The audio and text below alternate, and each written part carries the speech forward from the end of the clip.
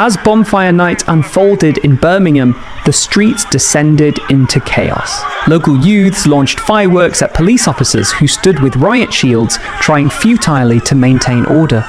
He's lost it. And the car is mad. He's getting recorded right now, you know. He's getting recorded right now as well. Cameraman recorded him.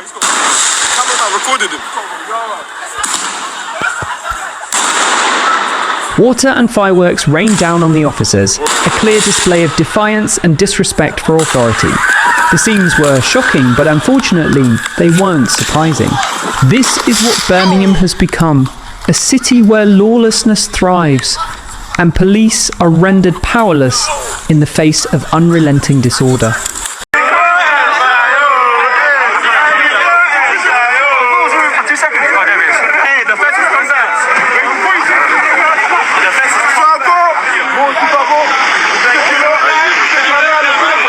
These youths, emboldened by a culture of impunity, showed no fear of law enforcement. And the question hanging over the city is this: how did we get here, and where is this headed? What makes this situation even more infuriating is the blatant double standards in how different groups are treated. The Labour government and local authorities have a history of clamping down on certain protests while turning a blind eye to others. For example, UKIP was stopped from marching in Tower Hamlets, and dispersal orders were issued to mothers protesting at the Bell Hotel. Yet, pro-Palestinian demonstrations are allowed to go ahead without interference, even when they disrupt public order. The message this sends is clear: some groups are favoured, while others are vilified. This kind of selective enforcement only fuels resentment and division. People see the hypocrisy, and it makes them angrier.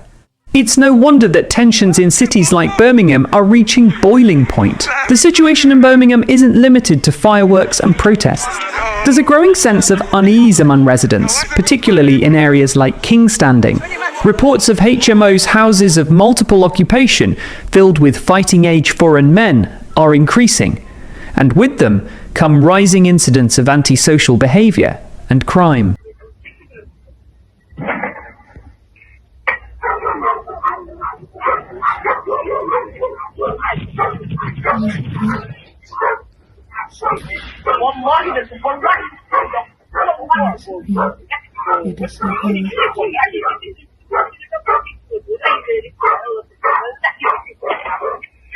Residents have issued warnings about men knocking on doors at night, peering through windows, and targeting homes with young girls.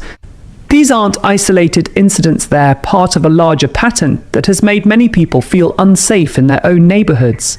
The government's failure to address these issues has left communities feeling abandoned and vulnerable. Make your opinion count by liking this video and promoting it for more awareness. Also, share and subscribe to our channel for upcoming updates. The government's failure to control immigration and address the challenges that come with it is another key factor in the breakdown of order. The influx of fighting-age foreign men into cities like Birmingham has created a sense of unease and insecurity among residents. When incidents like door knocking and window peering are reported, they aren't just isolated cases, they're symptoms of a larger issue. People feel like their communities are being taken over, and the government's unwillingness to act only deepens their frustration. The concerns about HMOs and the influx of foreign men are not just about Crimbear, about the cultural and societal changes that are reshaping cities like Birmingham. Many people feel that their communities are unrecognisable compared to what they were just a few decades ago. The rapid transformation, combined with the government's unwillingness to address the negative consequences, has left a deep sense of frustration.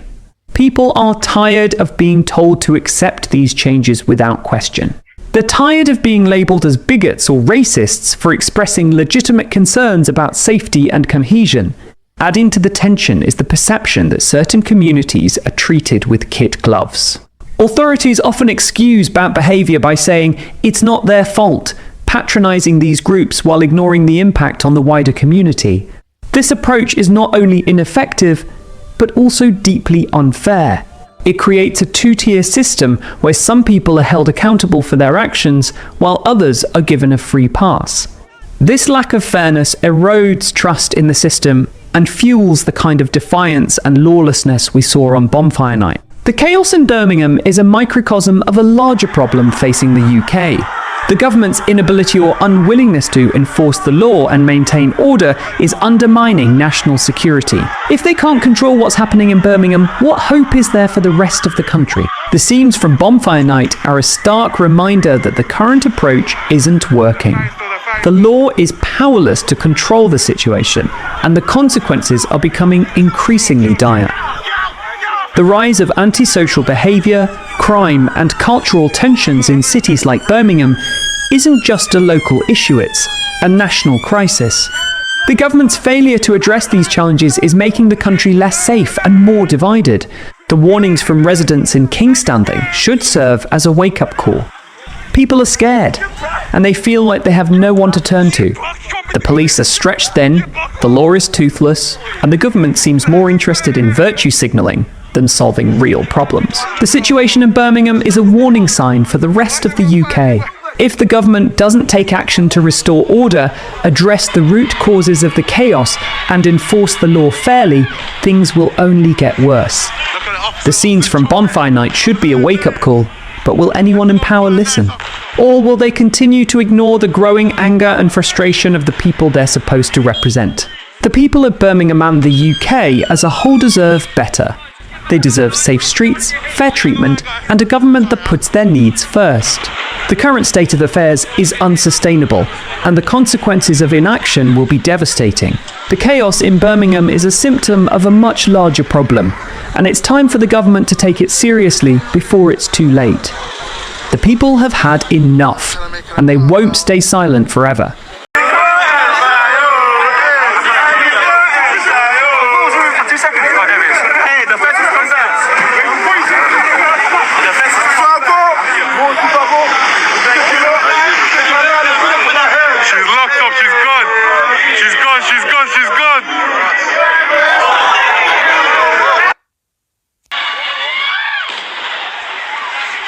Look at the officers chopping. Officers enjoying. This is what we call a nice officer.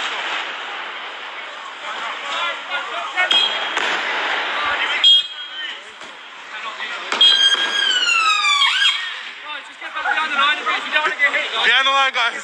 Sorry,